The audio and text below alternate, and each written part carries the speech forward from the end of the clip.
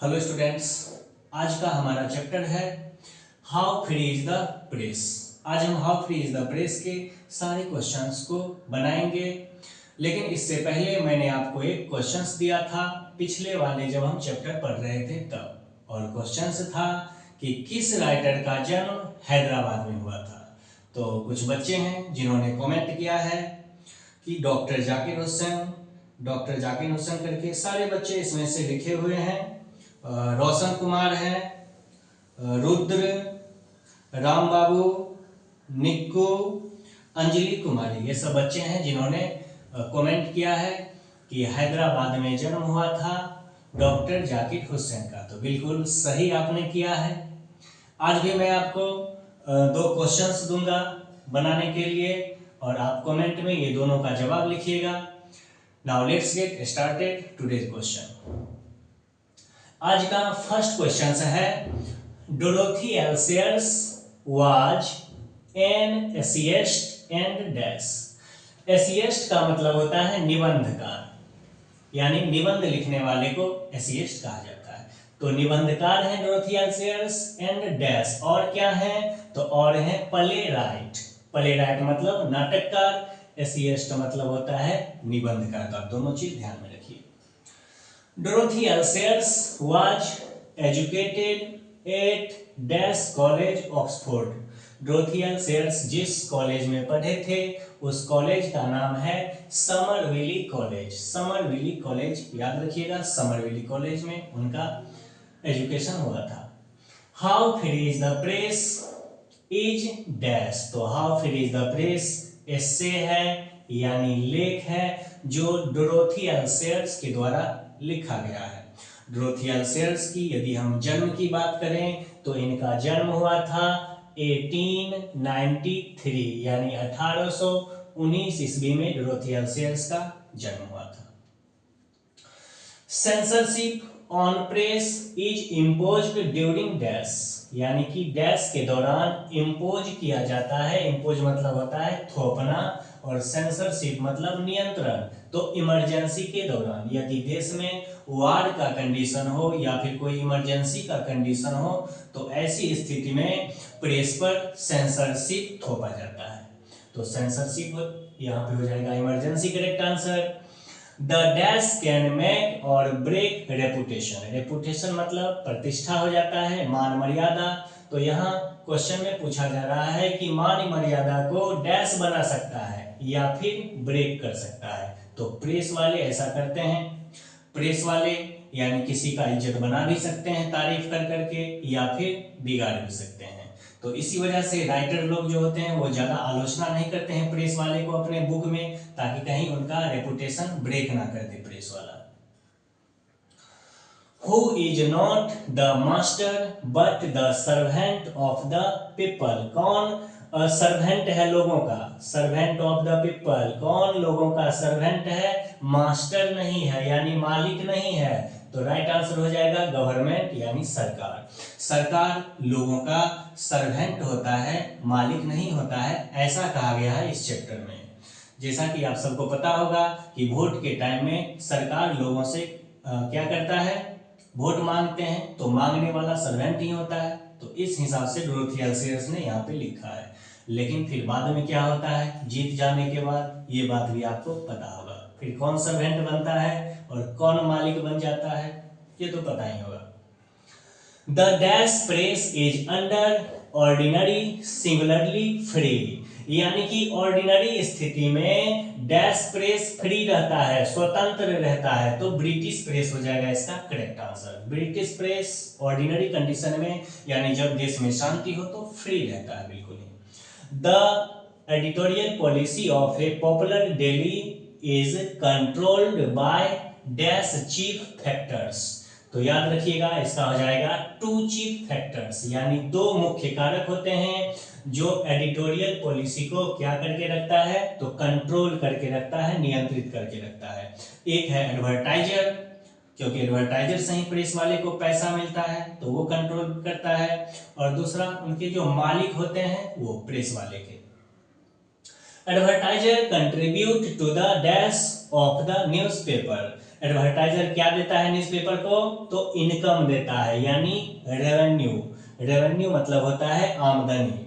आमदनी कहां से मिलता है न्यूज़पेपर को? तो एडवर्टाइजर से मिलता है। तो इसका करेक्ट आंसर रेवेन्यू हो जाएगा। The press is not dash everywhere.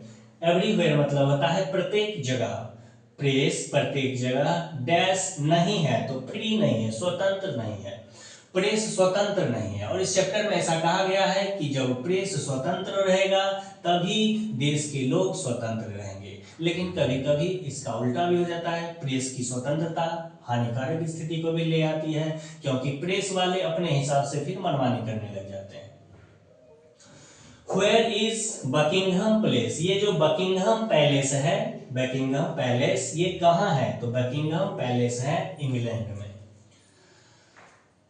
A form of in which the ruler is an absolute dictator is restricted by a constitution or laws। देखिए इस क्वेश्चन में कहा जा रहा है कि डिक्टेटर, डिक्टेटर का मतलब होता है तानाशाह, यानी कि ऐसा गवर्नमेंट जो पूर्ण रूप से क्या हो? डिक्टेटर हो, तानाशाह टाइप का हो, नॉट रिस्ट्रिक्टेड, जिसपे कोई प्रतिबंध नहीं लगा सकता है, ना ही कॉन्स्टिट्यूशन मतलब ना ही संविधान, और ना ही कोई लॉज, ना ही कोई नियम कानून। यानी संविधान का भी वो बात नहीं मानेगा, कोई लॉज का भी बात नहीं मानेगा। तो ऐसे डिक्टेटर को क्या कहा जाता है? तो कहा जाता है सेजेरिज्म। याद रखिएगा ये वर्ड, सेजेरिज्म। सेजेरिज्म का मतलब होता है तानाशाह, जो संविधान का भी बात नहीं मानेगा और ना ही किसी रूल्स का बात मानेगा। तो सेजेरिज्म बोला जाता है। सेजेरिज्म मतलब तानाशाह। Next questions. The writer detest dash and dash, यानी कि जो राइटर लेखक है यहाँ पे डोरोथी हेल्सेयर, वो डैश से डिटेस्ट करती है। डिटेस्ट का मतलब होता है घृणा करना। तो दो चीज से वो घृणा करती है, यानी पसंद नहीं करती है। एक है कैट और दूसरा है गार्डनिंग। यानी इसका करेक्ट आंसर हो जाएगा option C, A and B. Dorothy L Sayers को बिल्ली पालना पसंद नहीं है और ना ही उनको बागवानी करना पसंद है। गार्डनिंग मतलब बागवानी करना। जबकि न्यूज़पेपर में क्या छपता है? न्यूज़पेपर वाले लिखते हैं कि उनको ये दोनों चीज बहुत ही ज्यादा पसंद है। तो यही बात वो बता रही है। Books which venture to criticise, venture to criticise का मतलब होता है आलोचना करने का हिम्मत करना। आलोचना करने का हिम्मत करना। द प्रेस आर डैश, यानी ऐसे किताब, ऐसे बुक जो आलोचना करने की हिम्मत करते हैं प्रेस का, उसकी संख्या कितना है? तो बहुत रेयर है। रेयर मतलब दुर्लभ, बहुत ही कम ही ऐसा बुक होगा जो प्रेस वाले की आलोचना करने का हिम्मत करेगा, क्योंकि डर लगता है प्रेस वाले से। यहाँ पे लिखा हुआ है पहले ही कि प्रेस वाले किसी के रेपुटेशन को ब्रेक भी कर सकता है और बिल्डअप भी कर सकता है। तो इसलिए कोई नहीं चाहते हैं कि प्रेस वाले की आलोचना करें। A big circulation spells bankruptcy. Bankruptcy का मतलब होता है दिवालियापन, दिवालियापन। If the paper has to depend on its sale for its dash. देखिए यदि पेपर सेल पर सिर्फ डिपेंड रहे, न्यूज़पेपर सेल पर डिपेंड रहे, एडवर्टाइजर पर डिपेंड नहीं रहे, किस चीज के लिए? फॉर इट्स डैश, तो रेवेन्यू के लिए, आमदनी के लिए। यानी न्यूज़पेपर आमदनी के लिए सिर्फ उसके सेल पे डिपेंड रहे तो क्या हो जाएगा? बैंकरप्सी हो जाएगा, दिवालियापन, कंगाल हो जाएगा। तो इसलिए पेपर वाले डिपेंड करते हैं किस पे? तो एडवर्टाइजर पे डिपेंड करते हैं, क्योंकि एड से बहुत ज्यादा पैसा मिलता है। तो इसका करेक्ट आंसर हो जाएगा option D, revenue. Full freedom is restored when it comes dash, यानी फुल फ्रीडम, पूर्ण आजादी, रीस्टोर्ड स्थापित की जाती है कब? व्हेन इट कम्स डैश, जब डैश रहता है, जब देश में पीस रहती है, जब देश में शांति रहेगा तभी प्रेस वाले पूर्ण आजाद रहेंगे। वरना देखते होंगे यहाँ पे लिखा हुआ है कि इमरजेंसी की स्थिति में, वार की स्थिति में प्रेस वाले को क्या किया जाता है? रिस्ट्रिक्ट कर दिया जाता है, रोका जाता है। Who is the master of state? State का मास्टर कौन होता है? मास्टर यानी मालिक। राष्ट्र का मालिक कौन होता है? तो राष्ट्र का मालिक होता है लोग, पीपल होते हैं लोग। लोग होते हैं मास्टर, और गवर्नमेंट क्या होता है? तो गवर्नमेंट होता है सर्वेंट होता है, याद रखिएगा इस चैप्टर के अनुसार। Every dash lives in a perpetual precarious balance. जितने भी न्यूज़पेपर रहते हैं, एवरी डैश लिखा है तो यहाँ पे एवरी न्यूज़पेपर हो जाएगा, यानी कि प्रत्येक न्यूज़पेपर लगातार सतत खतरनाक संतुलन में रहते हैं, क्योंकि उन पे भी बहुत ही टेंशन बना रहता है टीआरपी उठाने का, ज्यादा से ज्यादा बिक्री का, ज्यादा से ज्यादा बिकेगा अगर कोई न्यूज़पेपर ज्यादा चलेगा तभी एडवर्टाइजर वाले उसमें ऐड देते हैं। तो ये भी उन पे क्या रहता है न्यूज़पेपर पे? तो परपेचुअल प्रिकेरियसन बैलेंस रहता है। When we speak of the freedom of press, जब हम फ्रीडम ऑफ प्रेस की चर्चा करें, बात करें, we usually mean, तो हम पाते हैं फ्रीडम इन ए डैश सेंस की फ्रीडम टेक्निकल सेंस में रहता है, बड़े ही तकनीकी स्थिति में रहता है, यानी हमेशा प्रेस पे फ्रीडम नहीं रहता है। जब देश में पीस हो तभी उसे आजादी मिलती है प्रेस वाले को। ऑल टेक्नोलॉजिकल चेंजेज काज डैश प्रॉब्लम, जितने भी टेक्नोलॉजिकल संबंधी परिवर्तन हो रही है वो डैश समस्या को उत्पन्न करता है, तो सामाजिक समस्या को उत्पन्न करता है, सोशल प्रॉब्लम को उत्पन्न करता है। The date was dash days earlier than alleged. अब यहाँ पे इस चैप्टर में how finish the press chapter में डोरथी एल सेयर्स के घर में चोर घुस गया था, और चोर आपको पता होगा कि चोर जब घुसता है तो न्यूज पेपर में जो छपते हैं वो न्यूज वो 3 दिन बाद का यानी ताजा बना कर देता है, जबकि घटना चोर घुसता है 3 दिन पहले, देखिए 3 डेज 3 दिन पहले चोर घुसता है, लेकिन पेपर में ऐसा नहीं छपता है, पेपर में ताजा बनाकर देता है ताकि जो लोग पढ़ेंगे, रीडर पढ़ेंगे उसको लगेगा घटना ताजा है। तो ऐसा वो लोग अपना ज्यादा पेपर चलाने के लिए, न्यूज चलाने के लिए ऐसा किया जाता है, ऐसे न्यूज चैनल वाले भी करते हैं। एक बार तो देखे हमने कुछ दिन पहले ही धर्मेंद्र मरे भी नहीं थे, मरने से पहले ही न्यूज दे दिया था। तो इस प्रकार से टीआरपी के लिए ये लोग इस प्रकार का काम करते हैं, गलत रिपोर्टिंग कर देते हैं। तो मैंने आपको ये सारे क्वेश्चंस बता दिया है, आपके एग्जाम में यहाँ से क्वेश्चंस निश्चित रूप से आएंगे।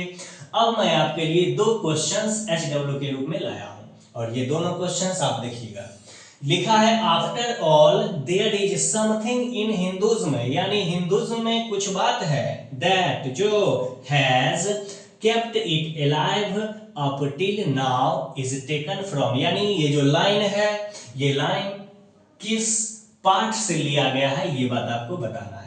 और एक और लाइन है नीचे सेकंड नंबर 2 नंबर में, द फैमिली इज बिग, परिवार बहुत बड़ा है, एंड इट्स कंस्टेंटली ग्रोइंग, और लगातार बढ़ते जा रहा है परिवार, एट ए रेदर इनकन्वीनियंटली फास्ट पेस, बहुत ही तेजी से और सुविधाजनक बढ़ते जा रहा है। ये पंक्ति किस लाइन से किस पाठ से लिया गया है ये दोनों आपको बताना है कमेंट में। 1 नंबर दे दीजिएगा और 1 नंबर करके उस चैप्टर का नाम लिखना है, फिर 2 नंबर करके उस चैप्टर का नाम लिखना है। मैं आपके कमेंट का इंतजार करूंगा। मिलते हैं फिर नेक्स्ट डे नेक्स्ट चैप्टर के साथ। जय हिंद,